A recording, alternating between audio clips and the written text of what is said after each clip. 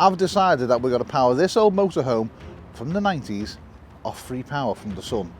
We're also going to have 12 volts, we're going to have USBs, we're going to have 240, we're going to be able to plug things into it without having to fit inverters, sockets, cables, and with basically that much knowledge of electrics as well. It's going to be one cable, and that is going to get us all the free power from the sun. That's right, free power. You don't have to pay for any more electricity. We've still got loads to do to it, but let's get some power in it.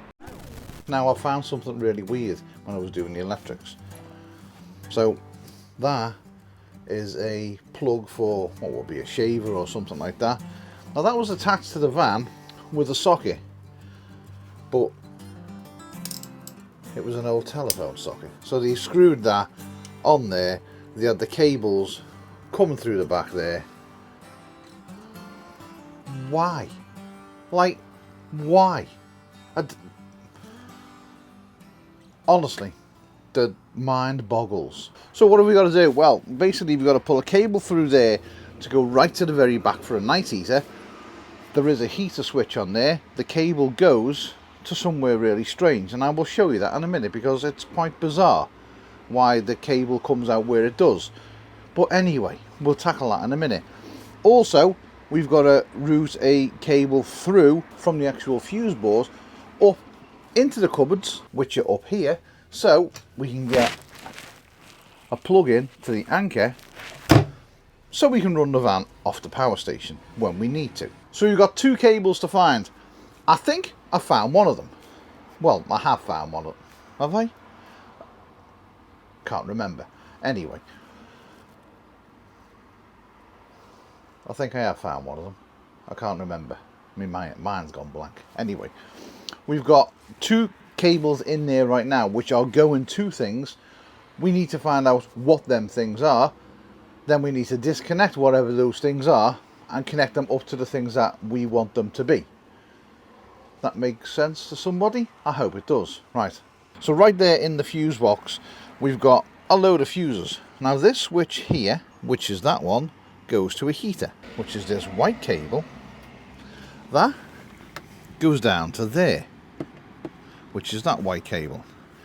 Now weirdly enough, that white cable then turns into a brown cable, and it goes all the way down there, all the way through the floor, and then weirdly enough comes out there. Why it comes out there at the side of the door, I don't know, but I'm thinking that it's going to be attached to one of those cables that are in there.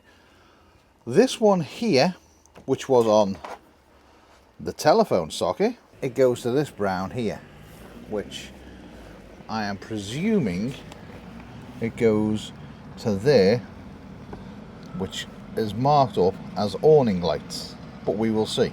So I'm going to use the test meter basically to find out which cable is which. Now it's dead easy because you just do a continuity test, which is you put this end on one cable and you put this end on the other cable, and if the cable is the same cable, it will do this.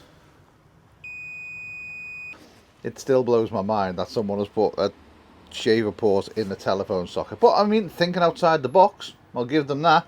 I might drill this out and put a USB in there. Let's get in there and see what we can find. Right, I'm just going to rest this on top of there because all we're listening for is a noise. So I've got one cable connected to the actual socket that's coming out, and then we need to find out in one of these what is going on. So right, and if we go to the very bottom where it's plugged in, right, that's coming up as what will be the heater. We need to separate the heater one, which is the white one, which then goes down into a brown one.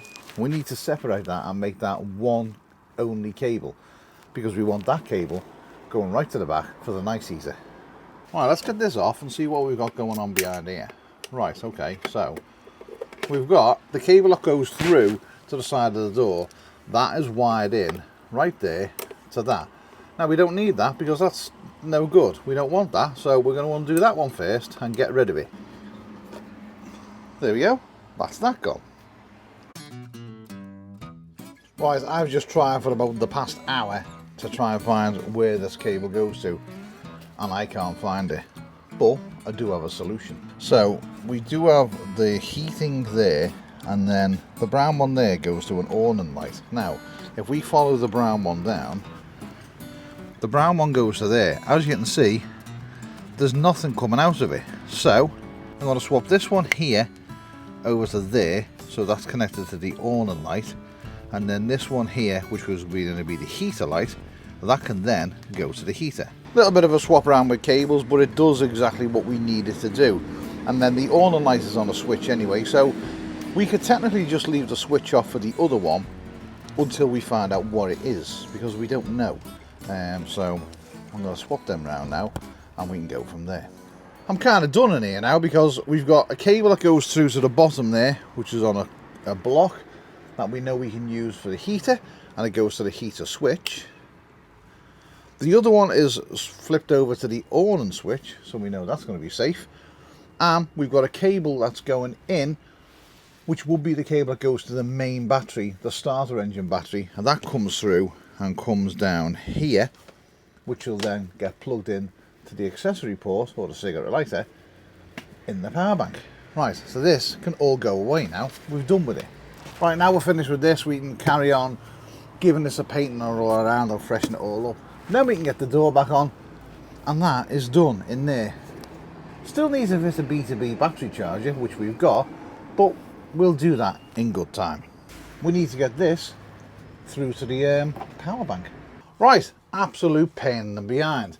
I have to take the microwave out because I needed to get a cable down through the inside of there, down this section here, which was an absolute nightmare, and then to come out underneath, to go down, come up through there, and connect into there. So yeah, that was an absolute faff, but got the cables through now, so we can connect the actual power bank to the van. Just got to route them now from underneath and then back up. That wasn't easy. I had to literally take every single plug off and then pull them through each one, pass them down, pull them through, pass them down, pull them through. It was a nightmare, but got there in the end.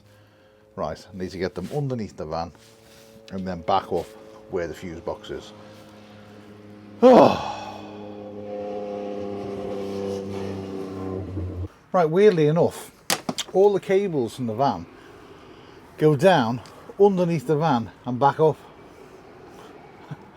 Who'd have thought it would have been that simple, eh?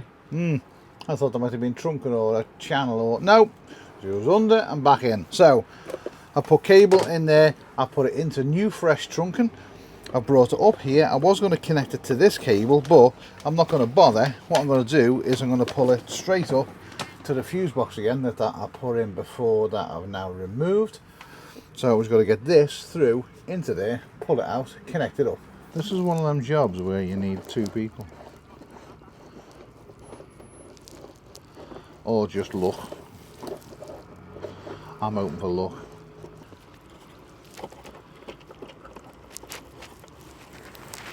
There we go. Now we can connect this to the fuse box, then we can power the van off the power bank. Right, let's get these cut off and fixed in place.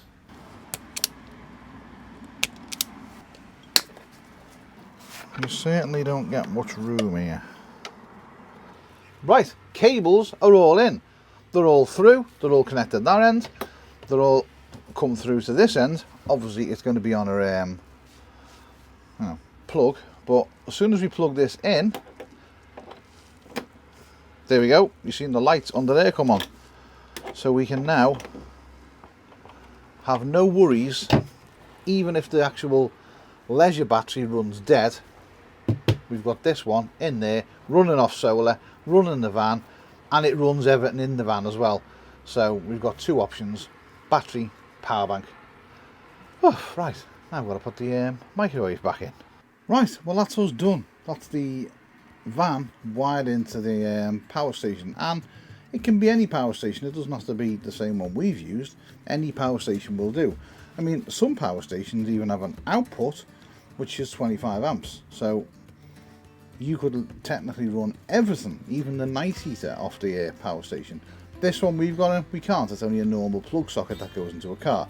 So it's alright for lights, it's alright for the water pump, it's alright for USBs, it's alright for anything that is low ampage 12 volt in the van. So that's all we needed. So it's perfect. Now we've got a power bank which is getting topped up off the sun constantly, and we can run it off that or the leisure battery. So right, we've still got quite a bit to do to Doug. We've got to tackle up there still, because that hasn't been done. Then we need to fit a nice heater, need to do the floor, need to finish the outside off, and probably another few bits and bobs inside as well. So he's getting there, a little bit at a time. Right, I'm going because I'm filthy. Right, catch you later.